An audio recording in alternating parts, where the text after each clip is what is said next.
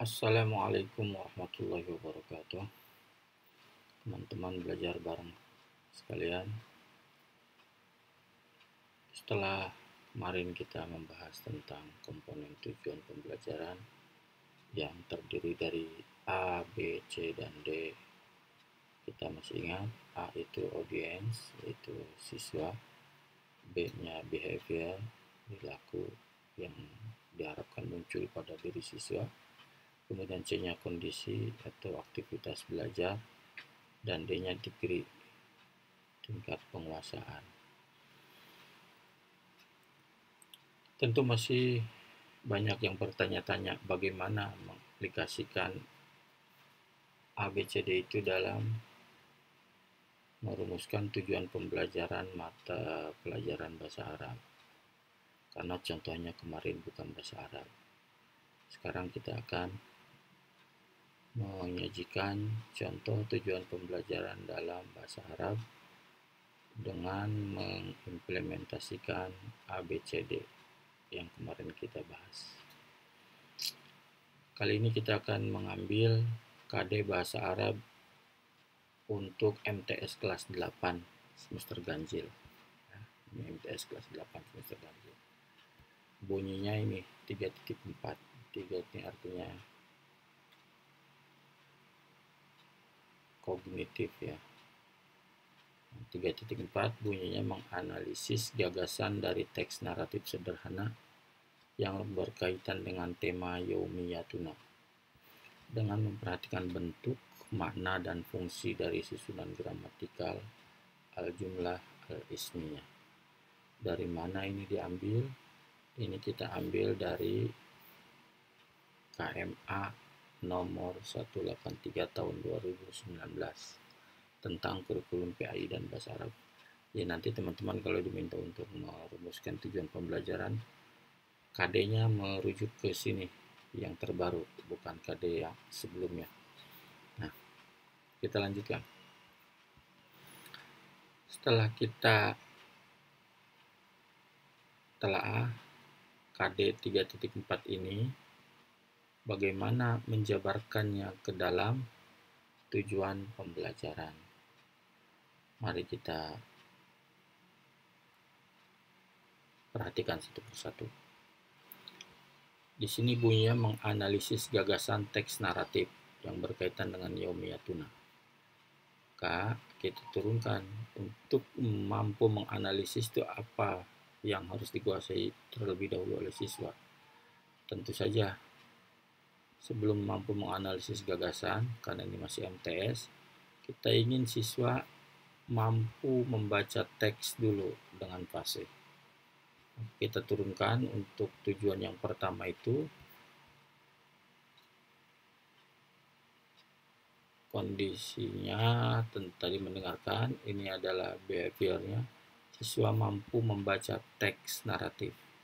Dengan cara apa supaya siswa mampu membaca teks naratif dengan tema Yaumiyatuna ini? Dengan cara mendengarkan bacaan guru. Jadi guru membacakan teks terlebih dahulu, terus fasih, guru membacanya, karena nanti degree yang diharapkan supaya dikuasai oleh siswa adalah siswa mampu membacanya dengan fasih. Kalau gurunya tidak fasih bacaannya diikuti oleh siswa, nanti susah, siswa akan fasih juga bacaannya. Jadi mendengarkan bacaan guru ini adalah kondisi aktivitas belajar siswa. Guru membaca, kemudian siswa mampu membaca teks, ini adalah behavior yang diharapkan muncul pada diri siswa.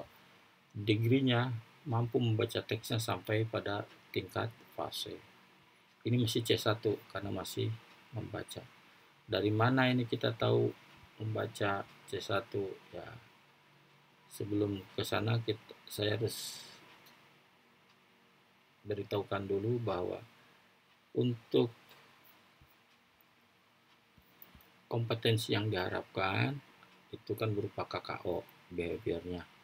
Ini sudah digarisbawahi di sini, membaca, mengidentifikasi, mengartikan, menerjemahkan, saya katakan, menemukan gagasan, memilah-milah, membandingkan, dan menyusun. Ini bisa diambil dari KKO. Ini sudah di-download kan kemarin. dari kata kerja operasional. Dari sini kita ambil nih C1, C2, C3, C4, C5, C6 yang di sini. Kata-kata kerja yang ada di sini yang kita munculkan di sini. Nanti di sini kakao di sini tidak ada lagi kakao yang bunyinya memahami, mengetahui, karena itu bukan kakao seperti dijelaskan kemarin. Nah, setelah mampu membaca teks dengan fasih, langkah berikutnya adalah kita ingin siswa mampu mengidentifikasi gagasan.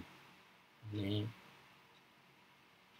masih C1, mengidentifikasi gagasan. Tapi sudah meningkat, tidak sekedar membaca, tapi mampu mengidentifikasi. Dengan cara apa supaya siswa mampu mengidentifikasi gagasan?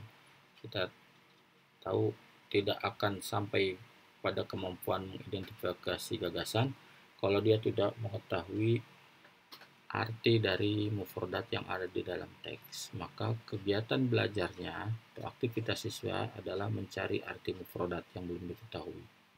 Mencari arti mufradat baik dari kamus atau dari buku. Ini kegiatan siswa mencari arti mufradat. Setelah mencari arti mufradat, siswa mengetahui arti mufradat yang terdapat dalam teks Yaumiyatuna, maka siswa akan mampu mengidentifikasi gagasan yang terdapat dalam teks tadi. Identifikasinya tingkatannya dengan tepat, masih C1 juga. Yang berikutnya, kegiatan berikutnya, siswa diminta membaca ulang ya. Jadi siswa membaca ulang teks dengan tema Yaumiyatuna. Ini aktivitas siswa juga. Kemudian aktivitasnya bisa membaca dan berdiskusi. Kemudian siswa diharapkan mampu menerjemahkan. Kalau dalam ini mengartikan sama dengan menerjemahkan teks. Mengidentifikasi gagasan, kemudian selanjutnya siswa mampu menerjemahkan teks dengan benar. Jadi membaca, mengidentifikasi, menerjemahkan teks. Nah, berikutnya naik. Setelah mampu menerjemahkan, siswa kemudian membaca ulang teks yang sama, berdiskusi lagi. Akhirnya siswa mampu menemukan gagasan inti. Kalau tadi hanya menerjemahkan, kemudian ini menemukan gagasan inti yang terdapat dalam teks. Ini KKO-nya menemukan gagasan inti. Membaca ulang, ini aktivitasnya dengan tepat. Gagasannya apa saja yang terdapat di dalam Yaumiyatuna itu, apa pesan yang disampaikan dalam teks yang bertema Yaumiyatuna. C3 sudah meningkat. Berikutnya kita lanjut.